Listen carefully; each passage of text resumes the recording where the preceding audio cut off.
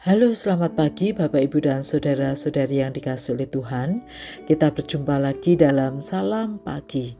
Mari kita berdoa sebelum kita membaca dan merenungkan firman Tuhan. Tuhan, kami sadar kami seringkali gagal dan tidak mengikuti apa yang menjadi kehendak Tuhan.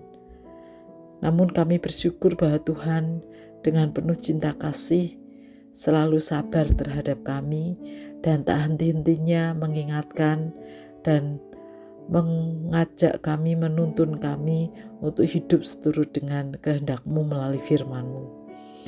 Mari Tuhan, berfirmanlah kepada kami. Di dalam nama Tuhan Yesus kami berdoa. Amin. Bapak, Ibu, dan saudara yang dikasihi oleh Tuhan, kita akan membaca firman Tuhan dari kitab Ulangan pasal 32. Demikian. Pasanglah telingamu, hai langit, aku mau berbicara. Dengarkanlah, hai bumi, ucapan mulutku. Kiranya pengajaranku menitik laksana hujan, perkataanku menetes laksana embun, laksana hujan rintik-rintik ke atas tunas muda, dan laksana dirus hujan ke atas tumbuh-tumbuhan. Sebab nama Tuhan akan kuserukan, beritakanlah kebesaran Allah kita. Dialah gunung batu, sempurna karya tangannya. Sungguh adil segala jalannya, Allah yang setia, tanpa kecurangan, adil dan benar Dia. Mereka berlaku busuk terhadap Dia, bukan lagi anak-anaknya karena tercela, generasi yang bengkok dan berbelit-belit. Begitulahkah kamu melakukan pembalasan terhadap Tuhan, hai bangsa yang bebal dan tidak bijaksana? Bukankah Ia Bapamu yang menciptakan kamu, yang menjadikan dan menegakkan kamu? Ingatlah akan hari-hari dahulu, perhatikanlah tahun-tahun generasi yang lalu. Tanyakanlah kepada ayahmu, ia akan memberitahukannya, kepada para tua-tuamu, mereka akan menjelaskannya. Ketika Yang Maha Tinggi membagikan milik pusaka kepada bangsa-bangsa, ketika Ia memisahkan anak-anak manusia, Ia menetapkan wilayah bangsa-bangsa menurut bilangan anak-anak Israel. Tetapi bagian Tuhan ialah umat-Nya. Yakub ialah milik pusaka yang ditetapkannya. Didapatinya dia di padang gurun, di tengah ketandusan dan auman padang belantara. Dikelilingi dan diawasinya dia, dijaganya seperti biji matanya. Laksana Raja Wali menggoyang-goyangkan sarangnya, melayang-layang di atas anak-anaknya, mengembangkan sayapnya, menampung seekor dan mendukungnya di atas kepaknya. Demikianlah Tuhan sendiri menuntun umat-Nya, dan tidak ada ilah asing menyertai Dia. Tuhan membuat Dia berkendara melintasi bukit-bukit dan memakan hasil dari ladang. Tuhan membuat Dia menikmati madu dari bukit batu dan minyak dari gunung batu yang keras, dadih lembu dan susu kambing domba, dengan lemak anak-anak domba, domba jantan dari Basan dan kambing jantan, dengan bulir gandum terbaik, juga darah buah anggur yang berbuih kamu minum. Lalu Yesyurun menjadi gemuk dan menendang ke belakang, bertambah gemuk, gendut, dan tambun. Ia meninggalkan Allah yang menjadikan dia, memandang rendah gunung batu keselamatannya. Mereka membuatnya cemburu dengan ilah asing, dengan sembahan yang menjijikkan mereka, membangkitkan murkanya. Mereka mempersembahkan kurban kepada roh-roh jahat yang bukan Allah, kepada ilah yang tidak mereka kenal, ilah baru yang belum lama muncul, yang tidak ditakuti nenek moyangmu. Gunung batu yang menjadi bapamu, kamu lalaikan dan kamu melupakan Allah yang melahirkanmu. Melihat hal itu, Tuhan menolak mereka. Murka karena anaknya laki-laki dan perempuan. Ia berfirman, "Aku akan menyembunyikan wajahku dari mereka dan melihat bagaimana kesudahan mereka, sebab mereka suatu generasi yang bengkok, anak-anak yang tidak setia. Mereka membuat aku cemburu dengan yang bukan Allah, membangkitkan murkaku dengan berhala mereka. Sebab itu aku akan membuat mereka cemburu dengan yang bukan umat, dan akan membangkitkan murka mereka dengan bangsa yang bebal. Sebab api telah dinyalakan oleh murkaku, dan menyala sampai ke lubuk dunia orang mati. Api itu melahap bumi dan hasilnya, menghanguskan dasar gunung-gunung. Aku akan menimbun malapetaka atas mereka, menembakkan semua anak panahku kepada mereka. Mereka lepas karena lapar, termakan demam dan sampar. Aku akan melepaskan taring binatang kepada mereka dan racun ular yang menjalar di debu.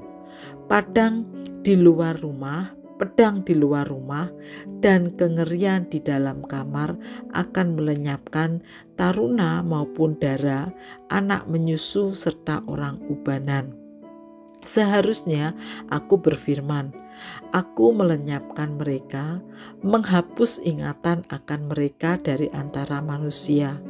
Tetapi aku khawatir akan cemooh musuh. Jangan sampai lawan mereka salah mengerti dan berkata, tangan kami jaya, bukan Tuhan yang melakukan semuanya ini. Sebab mereka itu suatu bangsa tanpa pertimbangan, tidak ada pengertian pada mereka.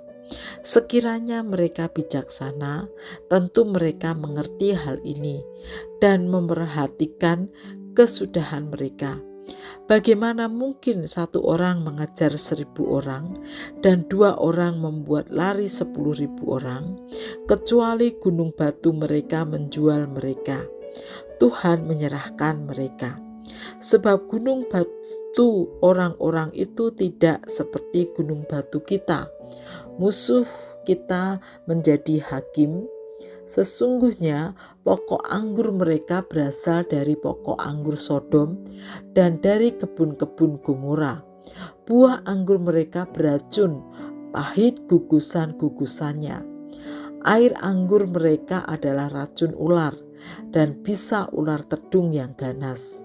Bukankah hal ini tersimpan padaku, termeterai dalam perbendaharaanku? Dendam dan pembalasan adalah hakku pada waktu kaki mereka goyah. Sebab hari bencana mereka sudah dekat, apa yang disediakan bagi mereka segera datang. Sungguh Tuhan memberi keadilan kepada umatnya dan berbelas kasihan kepada hamba-hambanya. Apabila dilihatnya kekuatan mereka lenyap dan yang terikat ataupun yang bebas sudah tiada, ia akan berfirman, di manakah ilah mereka itu, gunung batu tempat mereka berlindung, yang memakan lemak kurban sembelihan mereka, meminum anggur kurban curahan mereka? Biarlah mereka bangkit untuk menolong kamu, sehingga kamu mendapat perlindungan. Lihatlah sekarang bahwa akulah Dia. Tidak ada Allah kecuali aku. Akulah yang mematikan dan menghidupkan. Aku telah melukai dan aku akan menyembuhkan. Tidak ada yang dapat melepaskan dari tanganku. Sesungguhnya aku mengangkat tanganku ke langit dan berfirman, demi aku yang hidup selama-lamanya, jika aku mengasah pedangku yang berkilat-kilat dan tanganku memegang penghukuman, aku akan membalas dendam kepada lawanku dan mengganjar mereka yang membenci aku. Aku akan memabukkan anak panahku dengan darah, dan pedangku akan memakan daging, darah orang yang tertikam dan tertawan, kepala-kepala musuh yang berambut panjang. Bersorak-soraklah hai bangsa-bangsa karena umatnya, sebab ia membalaskan darah hamba-hambanya. Ia membalas dendam kepada lawannya dan mengadakan pendamaian bagi tanah dan umatnya. Lalu Musa datang bersama Yosua bin Nun dan menyampaikan segala perkataan nyanyian tadi ke telinga bangsa itu. Setelah Musa selesai menyampaikan segala perkataan itu kepada seluruh orang Israel, ia berkata kepada mereka, "Perhatikanlah segala perkataan yang kuperingatkan kepadamu pada hari ini, supaya kamu memerintahkan kepada anak-anakmu untuk melakukan dengan setia segala perkataan hukum ini. Sebab perkataan ini bukanlah perkataan hampa bagimu, tetapi itulah hidupmu. Dengan perkataan ini, kamu akan hidup lama di tanah yang akan kamu duduki setelah menyeberangi sungai Yordan." Pada hari itu juga Tuhan berfirman kepada Musa, "Naiklah ke atas pegunungan Abarim, ke atas gunung Nebo yang ke tanah Moab di seberang kota Yeriko, dan pandanglah tanah Kanaan yang kuberikan kepada orang Israel menjadi miliknya. Kemudian engkau akan meninggal di atas gunung yang kau naiki itu, supaya engkau dikumpulkan dengan kaum leluhurmu, sama seperti Harun abangmu meninggal di gunung Hor dan dikumpulkan dengan kaum leluhurnya. Sebab kamu berdua telah berlaku tidak setia terhadap aku di tengah-tengah orang Israel, dekat air Meriba di Kades, di padang gurun Sin, dan tidak menghormati kekudusanku di tengah-tengah orang Israel. Engkau boleh melihat negeri itu terbentang di depanmu, tetapi tidak boleh masuk ke sana, ke negeri yang kuberikan kepada orang Israel." Bapak, Ibu, dan saudara-saudari yang dikasihi oleh Tuhan, Musa adalah tokoh penting dalam sejarah bangsa Israel. Ialah yang memimpin bangsa Israel keluar dari Mesir, kemudian memimpin perjalanan umat menuju tanah perjanjian. Sebelum Musa meninggal di Gunung Nebo sebagaimana yang dikehendaki Tuhan, ia menyampaikan berkat Tuhan bagi bangsa Israel. Berkat tersebut menunjukkan bagaimana umat sangat berharga di mata Allah. Karena itu, umat diharapkan terus terpaut atau setia pada Tuhan yang telah memerdekakan dan memberkati mereka. Menarik bahwa Musa memberkati bangsa Israel menikmati berkat Tuhan di tanah perjanjian, meski ia sendiri tidak diizinkan Tuhan memasuki tanah tersebut. Dari Musa kita belajar bahwa memberkati orang lain bukan berarti kita sendiri menikmati berkat itu. Jadi yang terpenting adalah terus belajar menjadi berkat bagi orang lain atau memberkati orang lain. Mari kita berdoa. Tuhan, kami bersyukur bahwa Tuhan di tengah segala keterbatasan kami memakai kami untuk bisa memberkati orang lain melalui apapun itu yang bisa kami kerjakan. Meskipun kadang kami tidak menikmatinya, namun kami percaya bahwa panggilan kami adalah tetap memberkati. Kami menyerahkan hidup kami sepenuhnya ke dalam tangan tuntunan-Mu. Di dalam nama Tuhan Yesus kami berdoa. Amin.